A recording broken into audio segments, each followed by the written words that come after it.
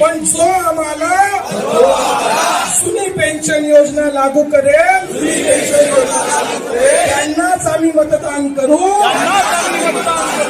आमच्या परिवाराचे मतदान आम्ही त्यांनाच करायला लावू.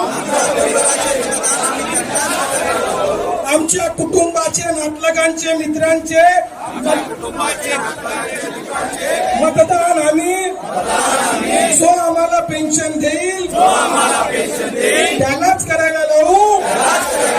हे शपथपूर्वक सांगतो.